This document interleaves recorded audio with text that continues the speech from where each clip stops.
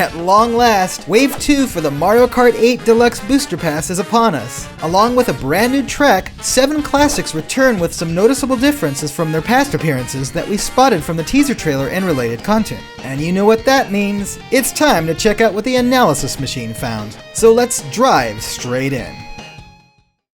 Starting off with New York Minute, we can observe the version of the DLC as a fusion of different variants of the track that appeared in Mario Kart Tour. The first version in the original gave a detour to the right of the Times Tower, but here we can see that the left path also is accessible, like in New York Minute 2 and 3. But the fourth variant in Tour allowed racers to enter the Rockefeller Center, and we can see that's possible in the revision too.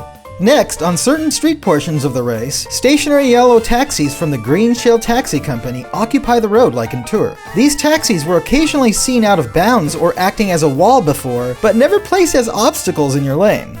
In terms of purely aesthetic changes, the moon present in the night sky has been altered from crescent to gibbous, the potted plants that lined the streets before now feature red flowers, and skyscrapers are now topped with glowing aviation lights. That last one is an especially nice touch. Shifting our focus to the remastered version of Mario Circuit 3, not much has changed since its last appearance in Mario Kart Wii, outside of the expected alterations to graphics and lighting. But since Mario Kart Wii did not feature double item boxes, one has been added to the lineup of boxes here, right after the hairpin-shaped bend. Additionally, what was once a simple red and white striped outline with a white trim has been upgraded. The white trim removed, and white and yellow lines now occupy both sides of the cement track, giving the entire border a more tended-to look. Next, Kalimari Desert originally appeared in Mario Kart 64, reappearing in 7 and Tour, where it even received an additional variant known as Kalimari Desert 2. The track featured in 8 Deluxe appears to primarily be a fusion of the N64 and Kalimari Desert 2 courses.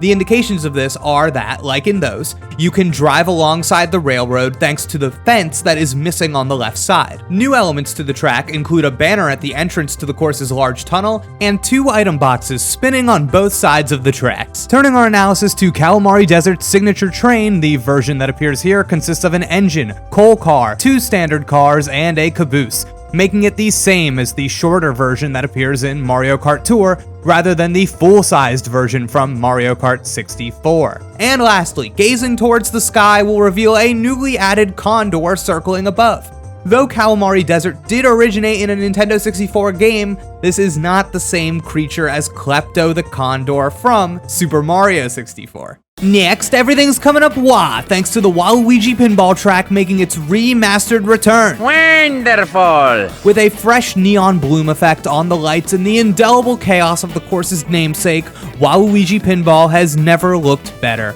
Like Tour's version of the track, the bumpers on the main table section of the course rotate clockwise, which is unlike the version that originally appeared on Nintendo DS. But the bumpers in Tour moved much more slowly than the bumpers on DS. So in Mario Kart 8 Deluxe, they opted for the faster bumpers, matching the DS game in that way. Now, if you catch a glance at the track's slot machines, you'll notice that the icons are the same as they appear in Mario Kart Tour. Specific 2D assets, as opposed to what you see in prior versions like the images of 3D renders in Mario Kart 7.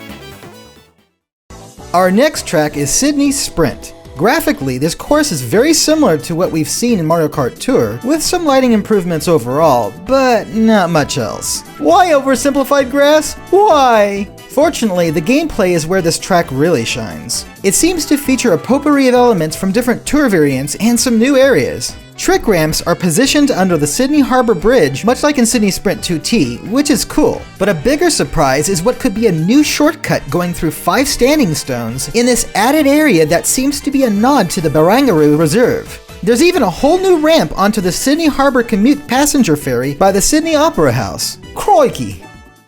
Turning down the temperature a bit, Snow Land has not appeared since its debut in Mario Kart Super Circuit on GBA, so the graphical upgrade here is more than apparent. The lake at the center of the track is far easier to see, rails surround the starting line, and many elements combine to give the track a more distinct sense of depth when compared to its understandably flat GBA counterpart. Snowland now appears to have fewer holes in the ice, fewer snowmen on the track, a brand new ramp near the sharp turn in the south, and what we think is potentially a new shortcut in the snow by the lake. Our last track, at least for this analysis, is Mushroom Gorge. Seen originally in Mario Kart Wii, and then again in Mario Kart 7 and Tour, the new version of the track appears to most closely resemble the Wii iteration due to the placement and number of mushroom platforms seen and available to bounce on. But there is one key feature that made its debut in Mario Kart 7 that is present in the cave, a special blue mushroom that allows players to activate their gliders. Beyond this, the update could feature more bouncy paths than ever before, judging by the amount of lower elevation mushroom platforms present. We were also able to find a brand new group of item boxes positioned at the end of the leftmost path in the cave. In terms of the visual elements, the track bears a strong resemblance to the version in Mario Kart Tour, but now has toads and paratroopas sprinkled throughout the region. There's even a rare blue paratroopa fluttering about. Hang in there, buddy. And with that, we've covered all 7 of the newly remastered tracks coming in Wave 2 of Mario Kart 8 Deluxe's Booster Pass. Which course do you think got the most well-executed facelift? Is there one you'll be loading up first when the DLC releases on August 4th? Let us know in the comments below. If you want more on Mario Kart 8 Deluxe and other things gaming, then, like Jake says, you're already in the right place. Just let us explain. Until next time, ciao, and Goodbye.